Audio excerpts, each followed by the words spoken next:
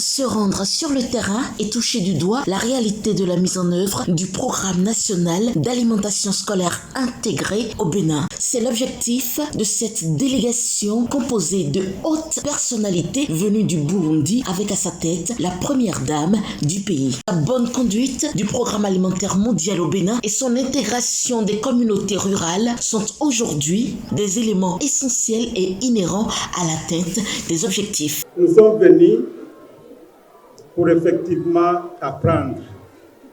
Nous savons que le programme de cantine scolaire, c'est un programme de développement parce que ça permet l'épanouissement intellectuel de nos enfants. Donc, un programme comme la cantine scolaire, c'est vraiment un programme de développement. Et nous sommes très heureux que c'est aussi, ça se fait d'une manière, avec une approche intégrée. Nous avons vu d'abord, et nous félicitons le gouvernement du Bénin pour son engagement de haut niveau. Et nous avons appris, on nous a présenté des informations comme quoi ce programme est pris en charge presque totalement par le gouvernement béninois. Et ça, c'est un bon modèle pour nos pays africains que finalement, nous sommes en train de prendre conscience que nous pouvons nous approprier du développement de nos chers peuples. Ce programme, qui implique beaucoup d'acteurs, permet au quotidien à nos apprenants de manger des repas locaux sains et équilibrés, préparés à base des produits du jardin, fruits du labeur des parents d'élèves. D'augmenter le taux de scolarisation des enfants, ce qui est passé de 120 en 2016 à 244 en 2021.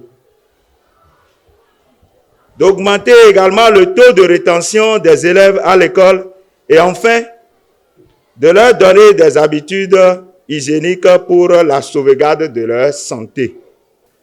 Le programme alimentaire mondial, il est ici pour vous accompagner, pour renforcer vos capacités, pour que dans les jours à venir, vous puissiez vous prendre en charge et être à mesure de continuer à faire fonctionner ce programme.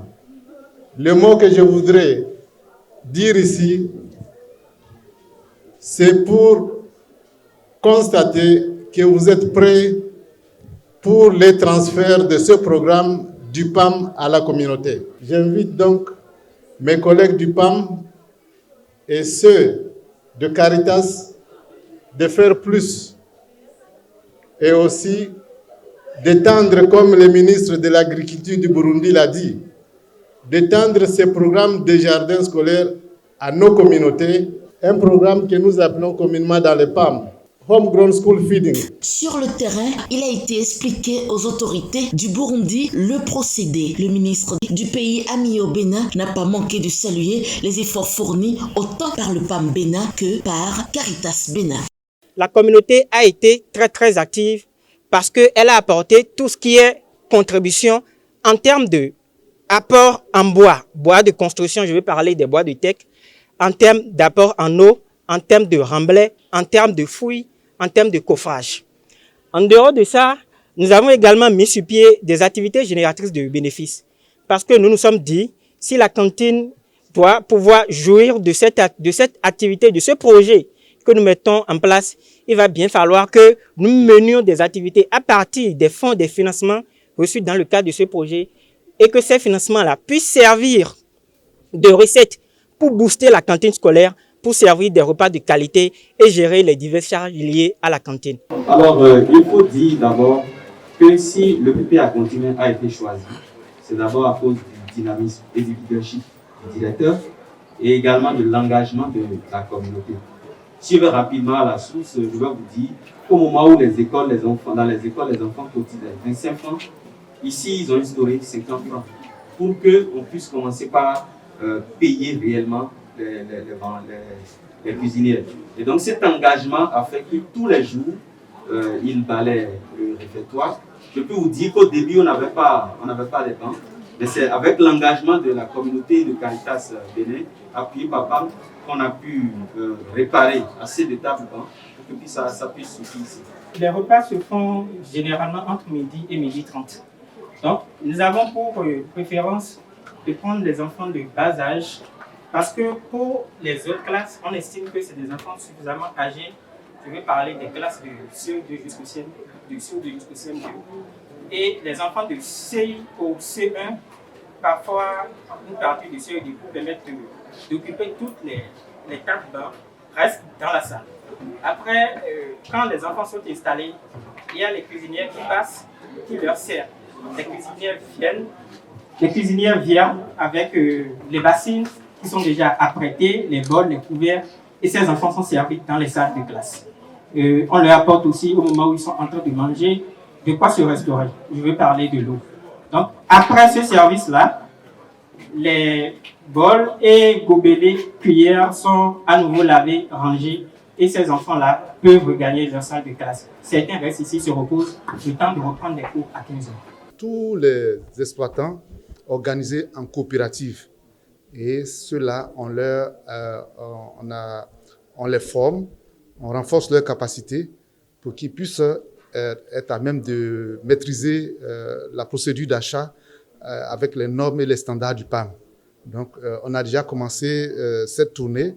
Il nous reste le nord que nous devons parcourir à les former dans ce sens-là, pour qu'on puisse à terme acheter directement avec les petits producteurs pour booster leurs revenus et aussi savoir que ce qu'ils produisent, ce sont leurs enfants qui consomment directement.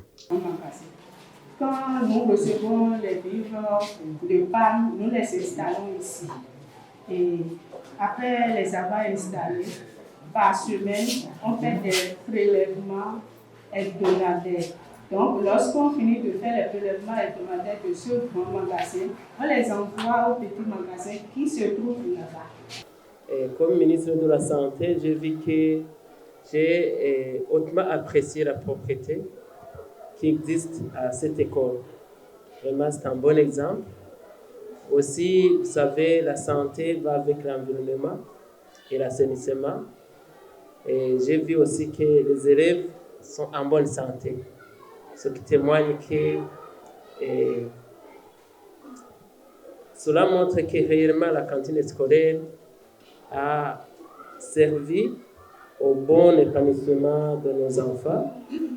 Et cela va suivre avec la réussite à l'école. Et c'est l'impact positif réel par rapport à ce que vous avez fait.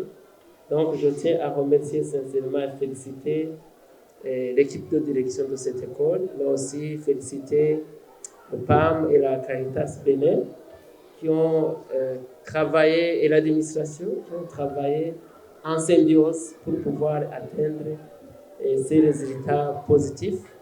Je pense qu'il faudrait pousser trop loin pour qu'on puisse plutôt former la population en coopérative de production, alors que la plateforme pouvait être formée par les chefs de coopératives. Alors dans ce cas, on pourrait casser la chaîne des commissionnaires et les prix seraient beaucoup plus bas, mais au profit de la population. C'est ça qui serait... Moi, je suis le ministre de l'Agriculture et je suis en train de passer par cette voie pour qu'on puisse faire des cantines scolaires un outil effectivement du développement et qui incite les agriculteurs à produire plus et comme ça à nourrir les enfants. L'opportunité de ce programme a été démontrée et la délégation étrangère, après avoir été fortement imprégnée de l'expérience, promet ne pas décevoir et être très bon élève. Les enfants constituent aujourd'hui l'avenir de demain. Nous sommes partants, mais c'est les enfants qui vont construire le monde à venir. Nous disons également merci au programme PAM qui a beaucoup fait et qui a soulagé beaucoup nos parents d'élèves. les enfants sont restent à la maison contre leur volonté, mais pas le programme de PAM. Ces enfants aujourd'hui fréquentent. Ces enfants aujourd'hui qui, en temps, avaient la volonté d'aller à l'école, pas manque de moyens, restent à la maison, ont aujourd'hui la joie d'aller à l'école. Ma recommandation ici, c'est de partager ces bonnes expériences dans les autres écoles, puisque nous voulons faire de toutes les écoles du Bénin que ce soit un seul modèle. Et pour moi, aujourd'hui, je considère l'école de Dodio comme étant un modèle à suivre et à implémenter. Merci. À implémenter dans tous les Bénins et partout en Afrique. Et nous avons aussi remarqué que c'est un programme qui met en avant l'approche intégrée. Nous avons vu qu'il y a beaucoup de partenaires, mais ce qui nous a beaucoup intéressé, c'est cette appropriation par les communautés. Donc, je vois les mamans, je vois l'ONG et Serocar, et cela montre que ce programme a un avenir meilleur, donc la durabilité. Nous sommes venus pour apprendre avec une délégation, comme vous le savez, de haut niveau, conduite par son Excellence Madame la Première Dame de notre pays, avec 3 ministres, le ministre en charge de l'éducation et de la recherche scientifique, et mon collègue, le ministre en charge de la santé, et moi-même, et en charge de l'agriculture, de l'élevage et de l'environnement. Et cela montre que le partenariat sud-sud commence aussi par donner de la fierté aux Africains pour montrer que nous aussi, nous sommes capables. Bref, je tiens à vous féliciter sincèrement parce que vous êtes en train d'être un modèle au niveau de l'Afrique et c'est la raison pour laquelle nous sommes venus pour apprendre. Comme ministre de l'Agriculture, j'ai remarqué que ce programme de cantine scolaire est une opportunité pour nos paysans, nos frères et sœurs, nos mamans, nos papas qui sont à milliers rurales. Parce que ça va leur permettre non seulement d'augmenter la production agricole pour nourrir leurs enfants, mais aussi ça va nous permettre l'épanouissement financier dans ces milieux. Et aussi, nous avons été émis par l'enthousiasme qui règne ici. Et chez les élus, on voit que l'administration territoriale, l'administration scolaire, et la population, les communautés, vous travaillez en parfaite symbiose, mais dans la main, ce qui est reflété par la joie des enfants. Le programme national d'alimentation scolaire intégré au Bénin, un programme durable qui obtient des résultats d'exception et qui déjà fait école dans plusieurs pays d'Afrique. Pour la délégation ministérielle venue du Burundi, cette descente sur les sites béninois après la phase de compréhension permet de mieux appréhender le programme dans sa phase pratique, d'améliorer sa mise en œuvre dans leur pays et d'en cerner les impacts à tout niveau pour un réel développement.